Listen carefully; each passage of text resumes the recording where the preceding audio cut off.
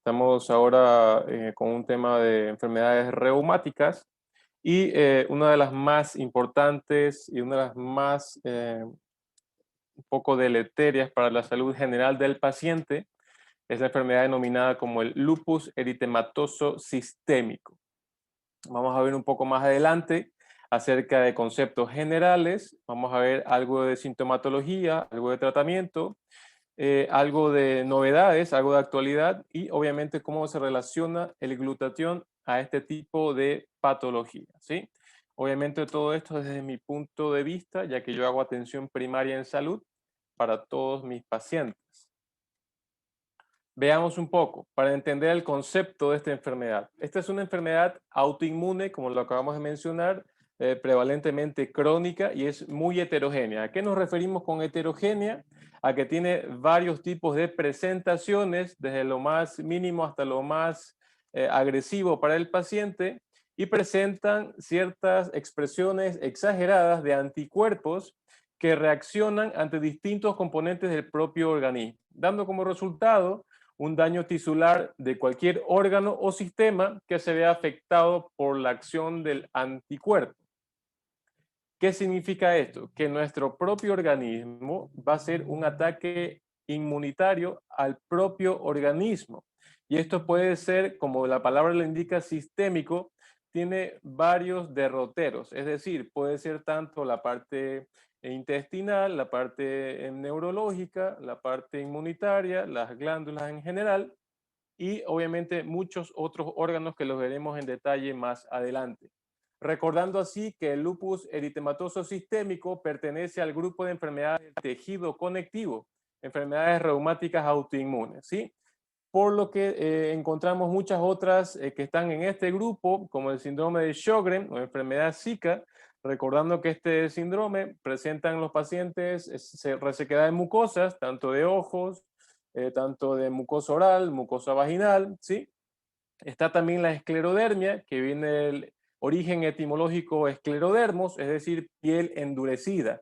¿Qué significa esto? Que esta enfermedad, obviamente inmunitaria, va a ser un efecto fibrosante del tejido conectivo, atacando así al tejido corporal sano. Tenemos así también la polimiositis, que es una enfermedad inflamatoria del tejido muscular, y una variante del anterior, que es la dermatomiositis, que tiene el mismo componente inflamatorio muscular, pero también tiene afectación dermatológica a piel, entre otras que también se ven con frecuencia, es la enfermedad mixta del tejido conectivo y la enfermedad indiferenciada del tejido conectivo, que obviamente cada una, por la cantidad de detalles, representarían un tema específico para otra charla, ¿sí? En la cual hoy solo veremos el lupus eritematoso sistémico y se dice que en general todas estas enfermedades del tejido conectivo presentan anticuerpos antinucleares positivos. Sin embargo, también más adelante veremos que esto no es una regla general para todos los pacientes. Algo de epidemiología, sabemos que el lupus eritematoso sistémico es propio de las mujeres en edad fértil y esto se da en más del 90% de los casos y esto es muy importante que lo tengan en cuenta ya que no solo se ve, hay un 10% restante, ¿no? Y este sería para los pacientes varones, ancianos y niños pero el 90% indica obviamente que es la gran mayoría de los pacientes, que es del sexo femenino, que va de 9 a 1 si lo comparamos con el sexo masculino. Tiene una vasta distribución mundial, es decir, que tiene predisposición en todas las etnias, sin embargo, se ve más frecuentemente y de manera más agresiva en la raza afroamericana, muy seguido de los hispanos ¿sí? y los pacientes asiáticos. Tenemos así algo de cifras, por ejemplo, en Estados Unidos la prevalencia de la enfermedad va entre 15 a 50 pacientes por cada 100.000 habitantes. Para España es de 9 para cada 100.000 habitantes y en Ecuador, con datos del Ministerio de Salud Pública, va entre 40 a 200. Entonces, fíjense que es una enfermedad que es de bastante importancia, ya que no es tan rara después de todo. Algo de supervivencia, ya que sabemos que esta enfermedad es bastante agresiva. A los 5 años se ve que a la actualidad hay una supervivencia del 95% de los casos. Para los 10 años de la enfermedad hay un 90% de supervivencia y a los 20 años un 78%. Algo de etiopatogenia, es decir, el origen, qué es lo que causa esta enfermedad, pues los textos hasta la actualidad lo denominan como desconocida. Sin embargo, hay ciertas hipótesis y ciertos conceptos claros que sí que vinculan al origen de esta enfermedad. Estos pacientes también están sometidos a ciertas remisiones y exacerbaciones de la enfermedad. ¿Qué significa esto? Que van a presentar ciertos periodos de actividad de la enfermedad y luego van a presentar ciertos periodos en donde la enfermedad se va a pausar un poco, es decir, va a estar menos agresiva o inclusive el paciente tendrá pocos síntomas de los cuales antes tenía mucha molestia, es mucha presentación y veremos que esto es de manera variada en varios aparatos y sistemas. Al lupus eritematoso sistémico se le denomina como el gran simulador, ¿sí? Ya que presentan ciertos síntomas leves que pueden un poco alterar el ritmo de vida de las pacientes o también puede presentar síntomas severos en los cuales también puede verse a la paciente, como lo vemos del lado derecho, con un problema multiorgánico severo que la va a obligar a estar en una terapia intensiva muy posiblemente. Tenemos acá entonces estos factores que les había mencionado que sí que se relacionan al origen de la enfermedad y en primer lugar tenemos al componente genético. Este componente genético está muy vinculado al HLA, que es el antígeno leucocitario humano, en sus presentaciones de DR2, DRT y B8. También se sabe que estos pacientes tienen un déficit congénito del complemento, que es una parte fundamental del sistema inmune, teniendo déficit en C1Q, en C2, C3 y C4. Asimismo, también se ve que en gemelos monocigóticos esta enfermedad es más prevalente. Tenemos también ciertos factores externos o ambientales que vinculan a la presentación de esta enfermedad.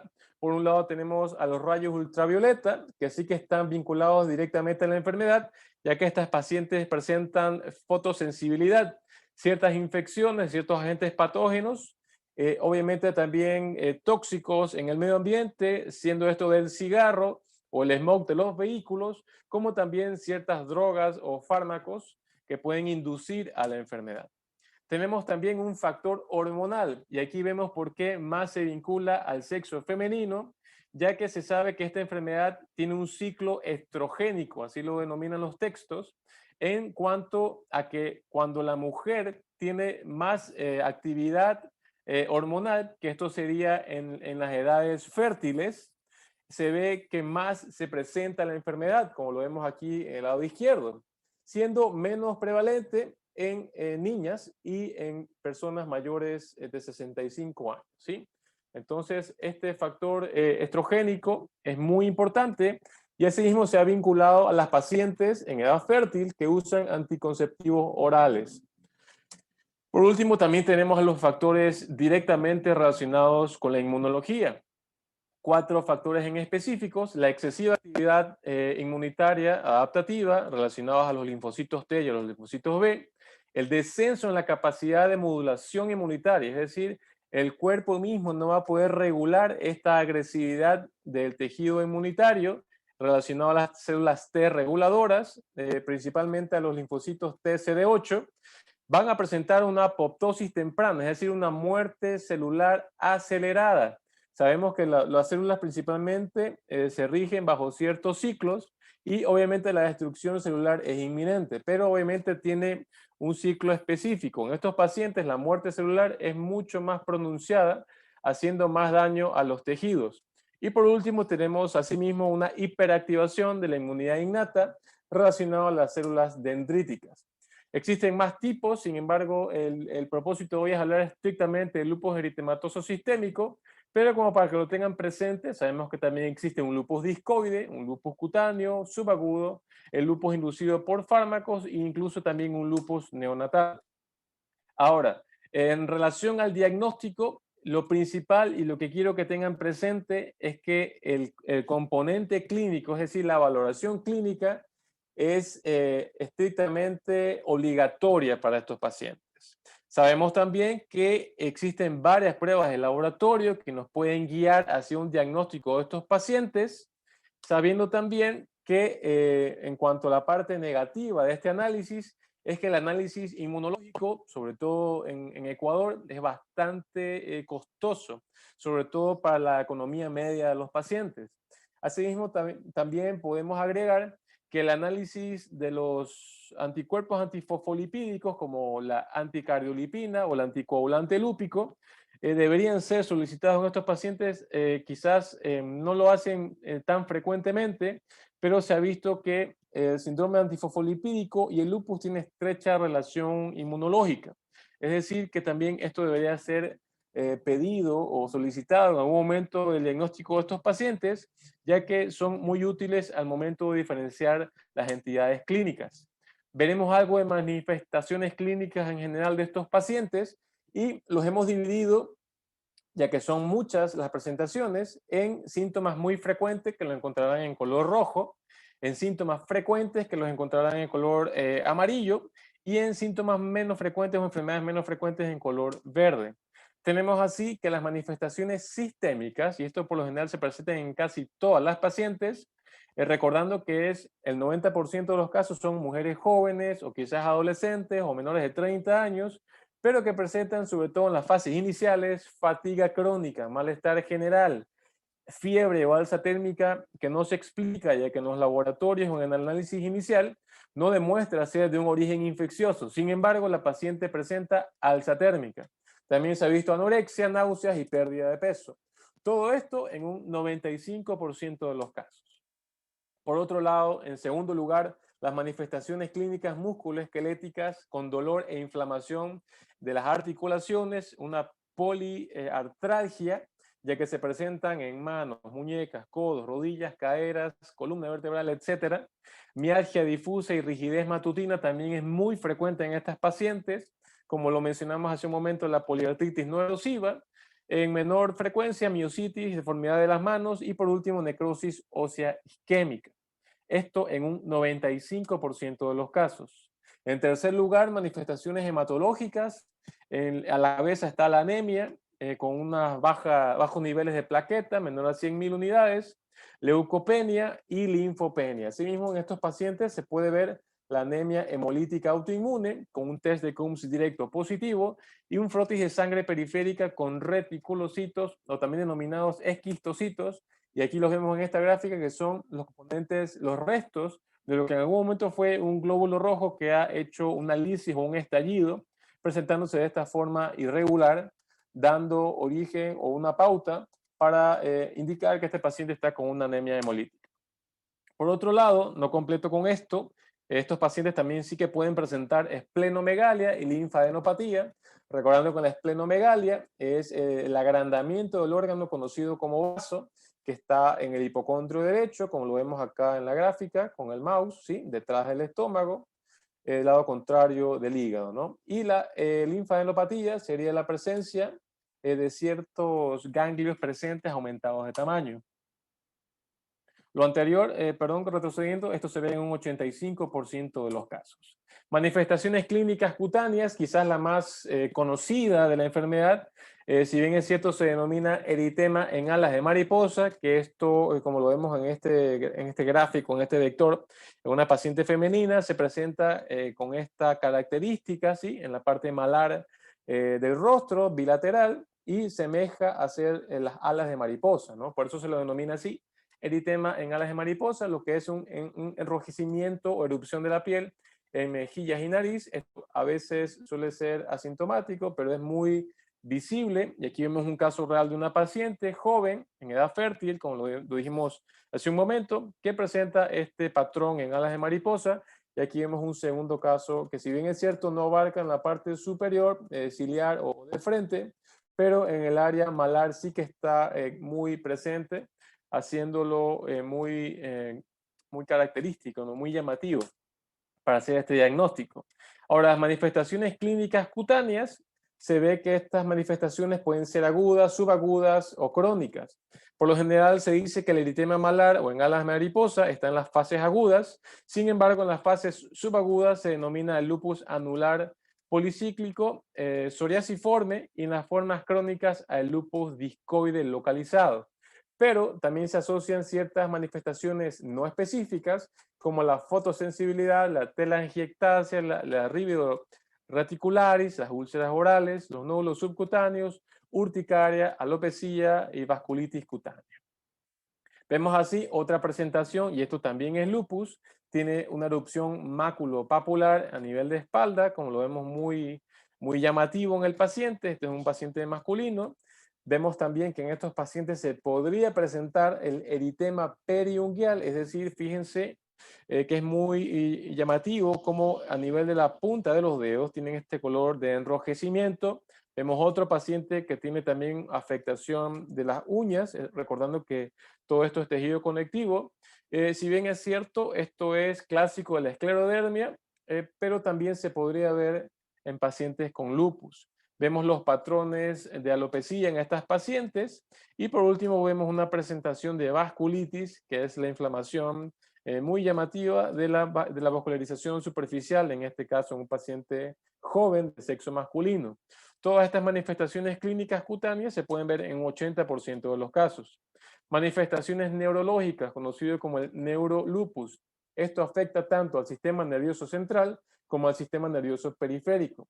Presentan principalmente disfunción cognitiva, desde lo más mínimo, que podría ser algo pasajero, como una pérdida de la memoria, pero nótese cómo en un 35% de los casos, estas pacientes llegan a presentar psicosis lúpica, ¿no? Que esto sí es un trastorno muy llamativo del estado cognitivo en cuanto a tiempo y espacio de la paciente. Recordando que la psicosis también puede ser que el paciente presente algo de agresividad o de desorientación. Por otro lado, crisis convulsivas o estado confusional, meningitis aséptica con un cultivo negativo, neuropatías periféricas o incluso un evento cerebrovascular o una vasculitis retiniana que afectaría a la visión de los pacientes. Todo esto hasta en un 60% de los casos. Manifestaciones clínicas cardiopulmonares, por supuesto que existen. Pericarditis, que sería la inflamación de la capa que cubre al órgano, al corazón. La miocarditis, la inflamación del miocardio como tal, y otras un poco mucho menos frecuentes como la endocarditis de Lehmann-Sachs. Por otro lado tenemos a la pleuritis o derrame pleural, neumonitis lúpica o la fibrosis intersticial, inclusive pudiendo presentar hipertensión pulmonar o un síndrome de distrés respiratorio agudo vinculado a hemorragias. Por acá tenemos una radiografía del lado derecho normal. El paciente tiene una radiografía común y corriente, sin ningún rasgo llamativo. Pero acá tenemos un derrame pericárdico masivo. Nótese cómo lo de color blanco sería la forma, ¿no? La silueta cardíaca, y cómo este paciente tiene un derrame pericárdico masivo, por lo cual habría que hacer una punción de urgencia para que no tenga una eventualidad más severa, incluyendo la muerte. Por otro lado, tenemos a este otro paciente que tiene, quizás es menos llamativa la silueta que el derrame pericárdico, pero estos sí serían signos de pericarditis, con lo cual también presentan ciertas afectaciones importantes en cuanto a la parte cardíaca y su función normal. Por este lado tenemos entonces a la afectación pulmonar. Vemos del lado izquierdo como el color negro en radiografía sería el aire presente en el paciente, que del lado izquierdo es normal, pero vemos del lado derecho la parte inferior está totalmente velada o blanca, esto dando indicios a que el paciente presenta un derrame pleural, es decir, líquido a nivel pulmonar. Como lo vemos esto también como manifestación de lupus. Esto en un 60% de los casos. Por otro lado, manifestaciones renales, la glomerulonefritis lúpica, muy importante y muy llamativa en estos pacientes, con hematuria, insuficiencia renal, aumento de los niveles de creatinina y una disminución del clearance de la misma, pudiendo presentar un síndrome nefrótico con rasgos importantes de eliminación de proteína en orina de 24 horas, mayor a 500 miligramos, y también presentes con cilindros celulares, o pudiendo presentar, si esto no es tratado adecuadamente, insuficiencia renal terminal hasta en un 10% de los casos.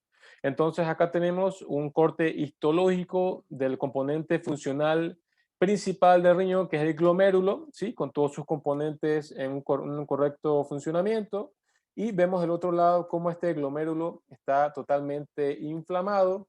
Vemos cómo el espacio de la cápsula de Bowman está totalmente amplio versus con la comparación con el fisiológico, y esto obviamente es por la eliminación agresiva de estas macromoléculas conocidas como las proteínas. Entonces, así vemos cómo el glomérulo es afectado muy llamativamente por esta enfermedad.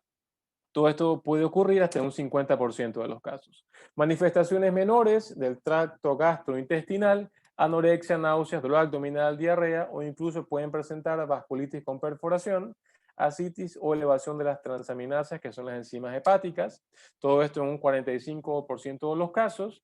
Trombosis en estos pacientes sí que se han visto. Veremos más adelante cómo se relaciona también la presencia de estos ateromas en el endotelio vascular de estos pacientes, haciendo que cada vez sea más llamativo el daño al endotelio, que por último, si esto obviamente avanza, vamos a disminuir el volumen, el radio vascular, y pudiéndose manifestar esta trombosis, ya sea arterial o venosa.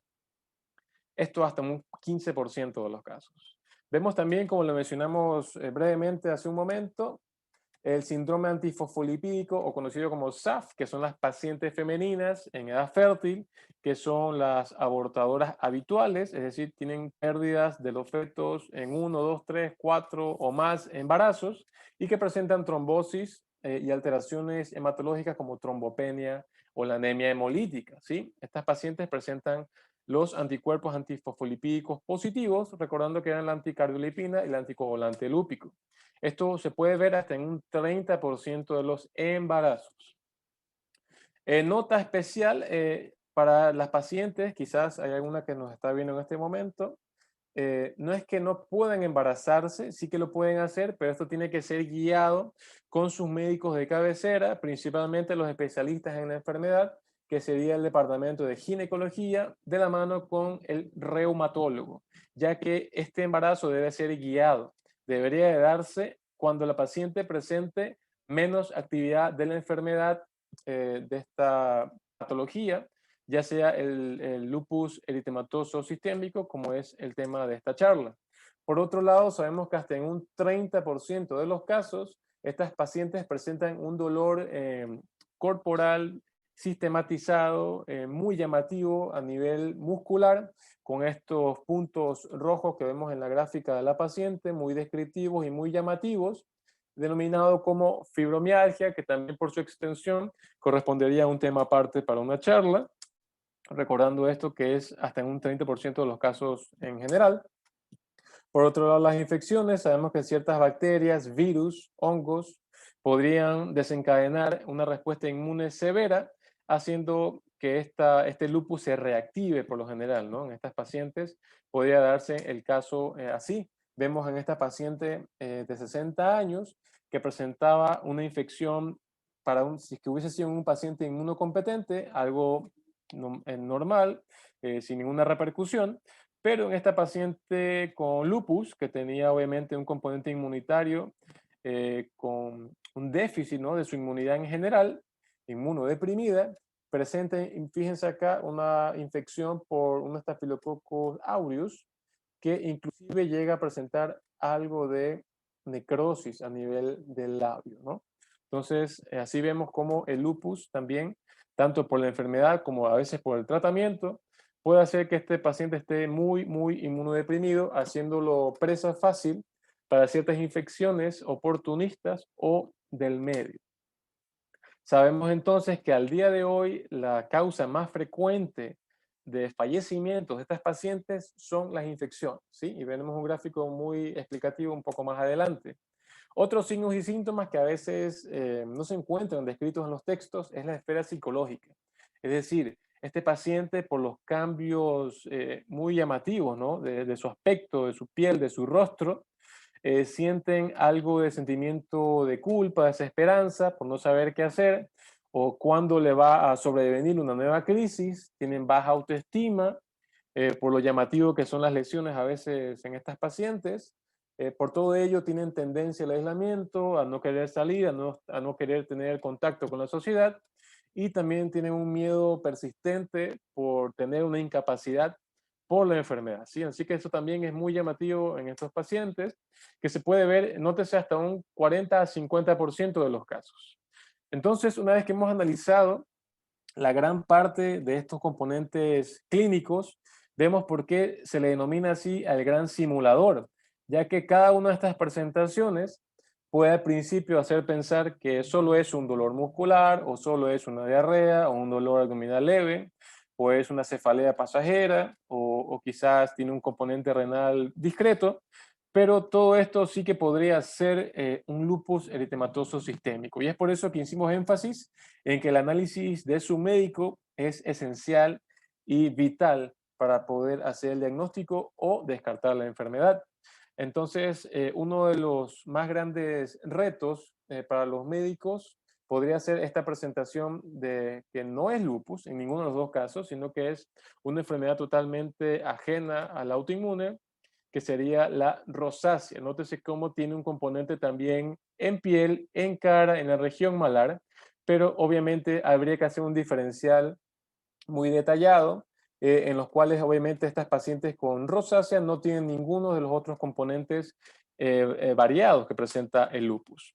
Complicaciones, como vemos, tienen un montón de connotaciones dependiendo de la edad de la paciente, dependiendo del componente genético, dependiendo del componente hormonal y de la agresividad de la enfermedad. Obviamente también sabemos que hay un componente ambiental muy llamativo en el cual está vinculado el estrés oxidativo.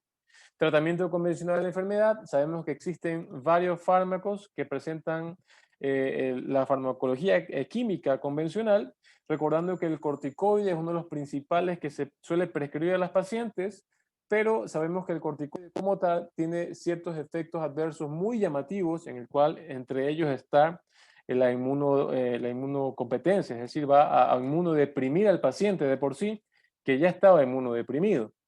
Ciertos ahorradores de corticoides, como los inmunomoduladores, la azatioprina o el leflunomide, ciertos antiinflamatorios o analgésicos que se le prescriben a estos pacientes por sus dolores articulares, musculares, que son muy llamativos, que hacen un déficit en cuanto a la actividad normal y diaria del paciente. Está el paracetamol, los AINES, los opioides. Sin embargo, recordar que los corticoides y los AINES tienen muchos efectos adversos que habría que revisarlos antes de prescribirlos. Entre esos, el AINE está el sangrado gastrointestinal y por otro lado la afectación renal.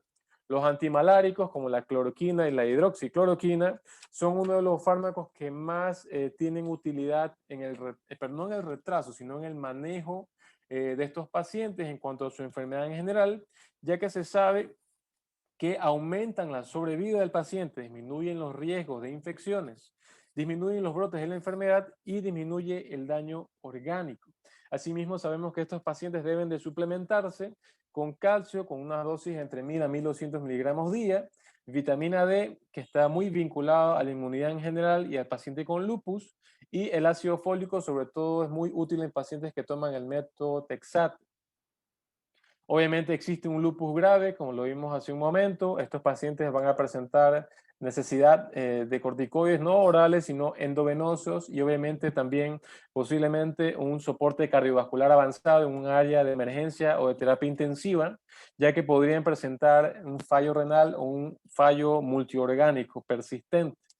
Por otro lado, también sabemos que existe el rituximab, es un componente anti-CD20, es decir, este anticuerpo monoclonal va a funcionar para evitar el daño mayor mediado por los linfocitos y las células B, que pueden hacer este efecto muy llamativo en el paciente, es decir, va a controlar la agresividad inmunitaria en el paciente, pero obviamente esto también conlleva a que el paciente esté inmunodeprimido, y por otro lado, sobre todo en nuestro país, el rituximab es bastante costoso, sobre todo para el paciente medio, es decir, la economía del paciente medio no le da como para tener acceso a este fármaco.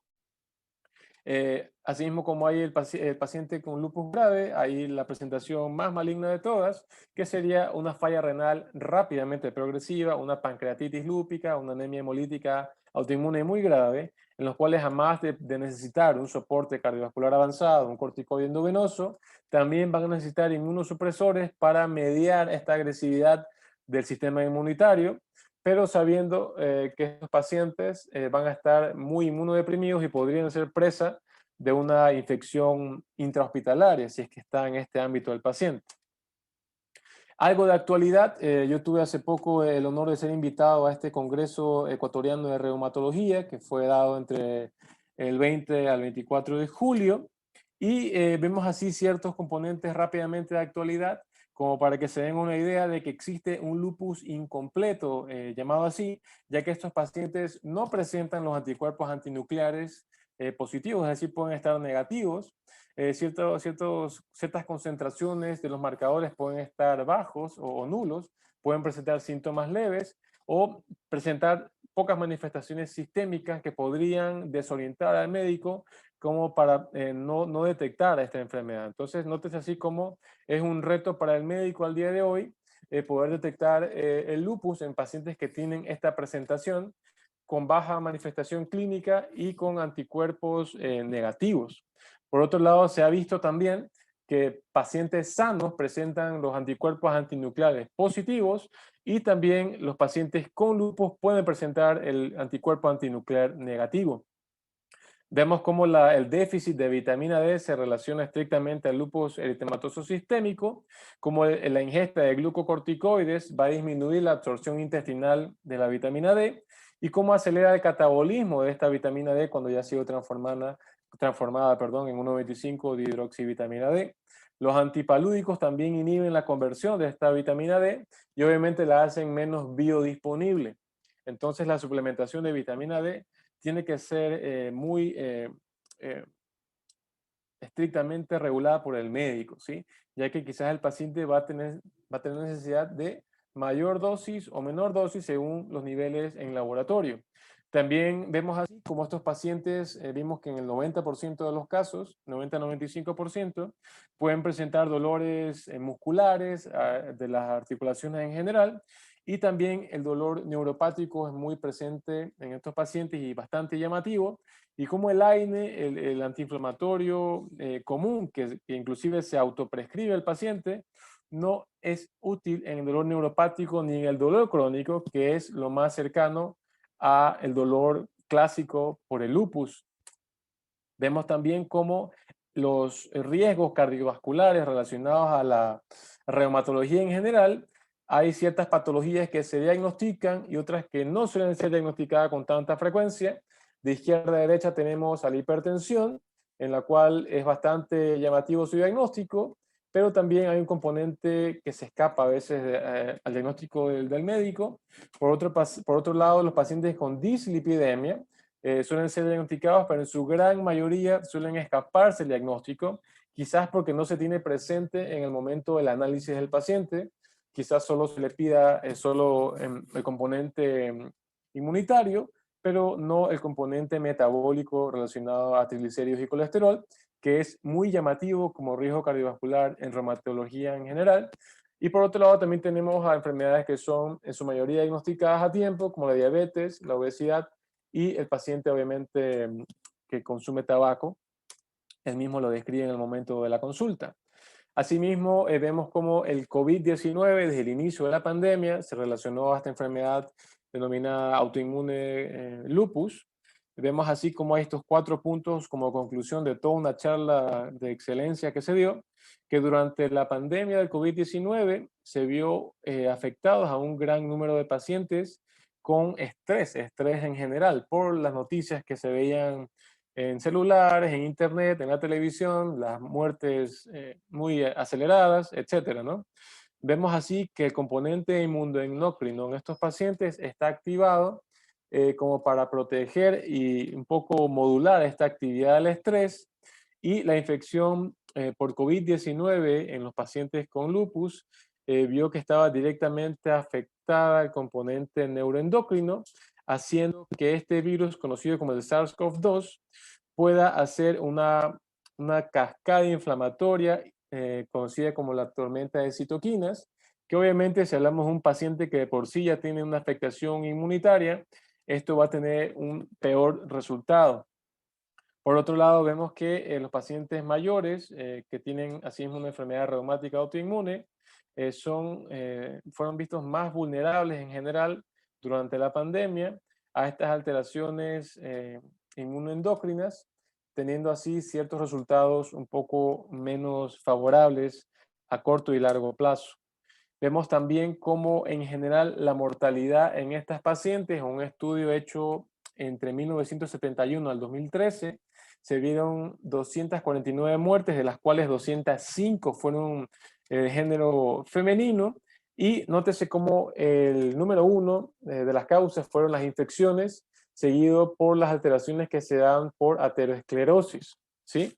Y el lado derecho vemos en el radio de la mortalidad estandarizada para todas estas pacientes. En la gráfica inferior, en los números, vemos las edades y en el lado izquierdo vemos el número de las pacientes y cómo las edades entre 25 a 34 fue donde más se vio el fallecimiento de estas pacientes, es decir, pacientes jóvenes en edad fértil son las que más presentaron el número de fallecimientos, mientras que a medida que iban avanzando en edad, 45, 55, 75 años, el riesgo de muerte era algo menor y esto relacionado a lo que se dijo al origen de esta enfermedad por el componente hormonal. Es decir, aquí vemos un poco más confirmado que a mayor cantidad de efectividad hormonal y actividad del estrógeno en estas pacientes, va a tener más vinculación a presentación de la enfermedad e incluso la muerte. Vemos cómo al día de hoy existen ciertos parámetros, criterios clínicos y de laboratorio por las guías internacionales EULAR y del ACR 2019, en las cuales las guías EULAR, que es la Alianza Europea de Asociaciones para Reumatología, nos dicen que a la actualidad se deben medir 22 criterios para hacer un diagnóstico de lupus, sabiendo que esto ha venido cambiando desde 1982 y cómo existe un estudio actual en curso, cómo se pretende ahora ver a estas enfermedades del tejido conectivo y autoinmunes en general, no como patologías individuales, como se lo ha venido haciendo hasta ahora. Es decir, no como el grupo de pacientes lupus o como el grupo de pacientes con artritis reumatoide o como el grupo de pacientes con esclerosis múltiple o con síndrome de Sjögren, sino que ahora se trata de agrupar a todos estos pacientes sin títulos en un mismo grupo universal para hacer una clasificación molecular de todas estas enfermedades, ya que se ha visto que pacientes con lupus podrían tranquilamente tener presentaciones de artritis reumatoide, como pacientes con un síndrome de Sjögren también podrían tener presentaciones que podrían hacer pensar en un lupus, ¿sí? Entonces, esto es un estudio en curso que esperemos lo veamos un poco más adelante y nos den un poco más de guías hacia el buen tratamiento de estos pacientes a futuro. Por otro lado, también se nos dijo y se demostró que a mayor cantidad de inmunosupresión por fármacos, ya sea esto por corticoides en dosis mayores a 15 miligramos día por más de 10 a 14 días, o por el uso de antibiológicos, ya sea por los anti-TNF-alfa o el rituximab, se ve que esto se ve más vinculado a efectos negativos en el paciente debido al estado de inmunosupresión. Por ende, lo que se quiso demostrar es que se debería de tratar de dar menor dosis o menor cantidad de tiempo de estos fármacos que causan inmunosupresión y más bien basarse en el buen mantenimiento y evitar los riesgos de las recaídas de la enfermedad con lo que vimos hace un momento también relacionado a los antimaláricos, específicamente a la hidroxicloroquina. Por otro lado, un dato positivo en general es que la mortalidad en el lupus eritematoso sistémico ha mejorado significativamente en los últimos 50 años debido al mejor manejo de la enfermedad, al mejor manejo de las comorbilidades y a un diagnóstico temprano. Así vemos entonces cómo nuestra molécula de riboceína, que una vez en contacto con nuestro cuerpo, pasado la barrera gástrica, va a hacer el glutatión biodisponible para todas nuestras células, va a hacer algo de frente a esta enfermedad, ¿sí? Sabemos bien entonces, en resumen, que esto se ve clásicamente en mujeres de edad fértil, mujeres jóvenes, que presenta componente celular, pero no se sabe por cuál derrotero va a presentar su sintomatología. Podría ser renal, podría ser el sistema nervioso central, podría ser pulmonar, cardíaca, en piel, etcétera. Pero lo que sí sabemos es que a mayor presencia del componente autoinmunitario, vamos a tener un peor resultado en cuanto a la salud celular en general, recordando que estos pacientes van a presentar inclusive apoptosis temprana, es decir, destrucción de las células en general, produciendo más inflamación y más efectos negativos en las pacientes. Tenemos así la gráfica que se nos dio en la charla del doctor Scott Nagasawa y sus colaboradores en cuanto al sistema inmune relacionado a las enfermedades por estrés oxidativo, en las cuales, si se nota en el recuadro verde, en el sistema inmune está muy claramente el lupus como una de las causas principales del estrés oxidativo y el daño celular vinculado a estos pacientes. Recordando brevemente para algunas de las personas que quizás no tengan claro cómo funciona la riboceína y el glutatión, se sabe que en nuestro cuerpo el glutatión fisiológicamente se forma gracias a la unión del ácido glutámico y la cisteína a través de la enzima glutamato cisteína ligasa unido al ATP, con lo cual se forma la gamma glutamilcisteína, ante la cual se une a la glicina y a través de la enzima glutatión sintetasa, una vez más gracias al ATP, se forma la unión entre ácido glutámico, cisteína y glicina, con lo cual se obtiene nuestra molécula antioxidante magna conocida como glutatión.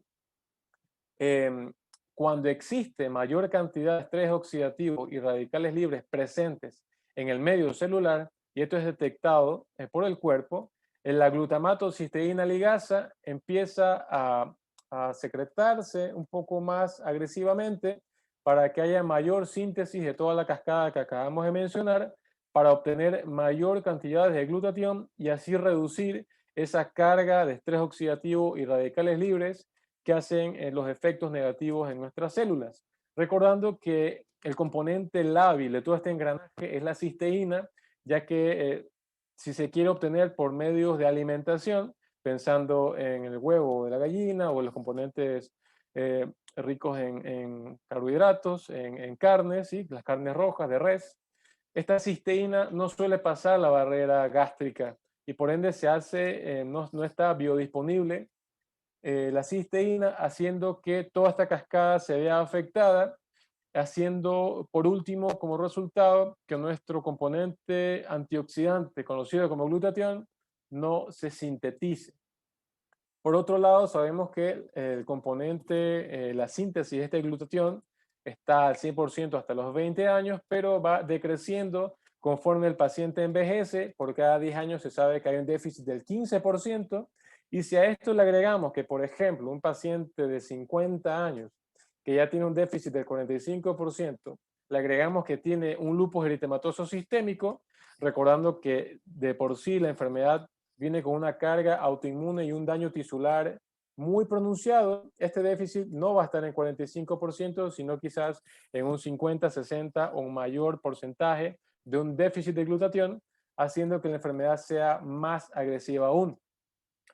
Por eso es que nosotros, como Max International, recomendamos a todos los componentes que existen disponibles en el Ecuador, estos 5 que observamos en la gráfica, a la cabeza el Max One y Cellgevity, que son en lo personal los que más uso con los pacientes reumáticos, pero también existen los componentes de Max GXL, el Max ATP y el Max Infuse, ¿sí? Ahora, recordando el gráfico anterior que les mencionamos, la paciente con enfermedad autoinmune que tiene la cantidad excesiva de apoptosis, estrés oxidativo, si a esta paciente nosotros la suplementamos con nuestro glutatión que se obtiene a través de la riboceína, recordando que lo graficamos de esta manera piramidal por sus 3 componentes, el ácido glutámico, la cisteína y la glicina.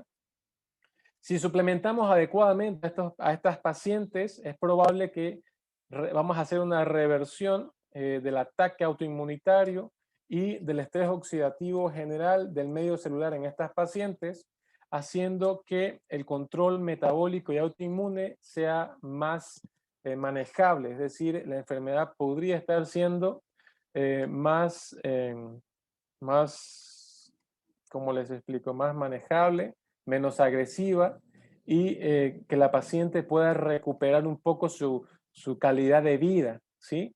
Obviamente, no solo con el glutatión, sino también con todos los otros componentes que debe llevar día a día. Sabemos entonces que no es que nuestra molécula vaya a curar la enfermedad, pero sí que va a ser un mejor control del estrés oxidativo y obviamente se sabe que esto tendrán periodos de remisión de la enfermedad, pero también periodos en que la enfermedad pueda hacer un aumento de la sintomatología y de los síntomas en general que puede presentar esta paciente. Recordando así que sabemos que lo ideal en estas pacientes es que visiten a su médico, que tengan un buen estilo de vida, que si tienen que tomar sus fármacos para controlar la agresividad autoinmune, tienen que hacerlo, pero también les invitamos a que se informen en detalle de lo que les ofrece Max International, la riboceína y el glutatión a su suplementación para el control de su enfermedad. Tenemos así que para esta enfermedad, lupus eritematoso sistémico, de entre las 10 principales funciones del glutatión, su función antioxidante, que elimina radicales libres y controla los efectos del estrés oxidativo, y que por sobre todas las cosas fortalece el sistema inmunológico, son los pilares más importantes para poder prescribir o recomendar el uso de esta molécula.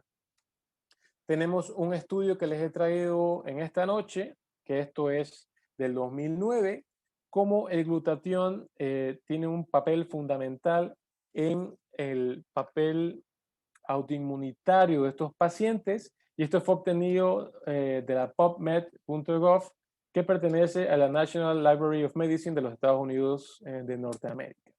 ¿Qué es lo que nos dicen en resumen en el abstracto de este estudio? Que debido al componente inflamatorio de las enfermedades autoinmunes, como lo hemos visto en esta charla, se procedió al estudio de la respuesta de la inflamación en todo este grupo de pacientes. Se vio así que como resultado, durante los procesos inflamatorios crónicos, que obviamente esto es lo que da el lupus, los niveles de las especies reactivas de oxígeno, en el texto denominado como moléculas ROS, esto está en inglés obviamente, aumentan los niveles de los antioxidantes, perdón, aumentan los niveles de los componentes deleterios de los antioxidantes, es decir, de los radicales libres. Recordando que las especies reactivas del oxígeno predisponen a que las moléculas de estos radicales libres se produzcan con mayor cantidad. Al hacer que estas especies reactivas del oxígeno aumenten, van a disminuir los niveles biodisponibles de glutatión, haciendo que esta manifestación inflamatoria sea mayor. Por ende, se sabe que la disrupción en la producción del antioxidante conocido como glutatión puede tener un vínculo directo en diversos procesos autoinmunes y obviamente a la inversa, si suplementamos a estos pacientes con todos estos componentes antioxidantes, vamos a hacer frente a todos los efectos negativos del estrés oxidativo en los pacientes con lupus. Como conclusión, sabemos que esta enfermedad es muy heterogénea, como se ha dejado claro en esta presentación, múltiples presentaciones clínicas, y esto representa un reto para su diagnóstico adecuado, sobre todo en ojo no entrenado o quizás cuando el paciente simplemente no acude al médico, por lo cual se sabe que esto es de manejo multidisciplinario. Quizás se capta por el médico de atención primaria y si es necesario, debe ser evaluada por el reumatólogo. Esta enfermedad es muy frecuente, recordemos 90% de los casos en el sexo femenino, pero no es exclusivo de las mujeres. También se sabe que el 10% está principalmente vinculado al sexo masculino, adultos mayores y niños. El advenimiento de estas complicaciones podría tener consecuencias severas para la calidad de vida del paciente, no solo con el advenimiento de sintomatologías llamativas en diversas partes del organismo, sino también con el peor de los resultados, que sería la muerte del paciente. Y por último, sabemos que el glutatión podría tener un rol fundamental en el control y manejo del estrés oxidativo, como lo vimos en el estudio que les presentamos del PubMed, frente al componente autoinmunitario de la enfermedad. Por último, le decimos a todos y cada uno de ustedes que si presentan alguno de estos síntomas, o quizás alguno de sus familiares o conocidos, la recomendación número 1 es visite a su médico.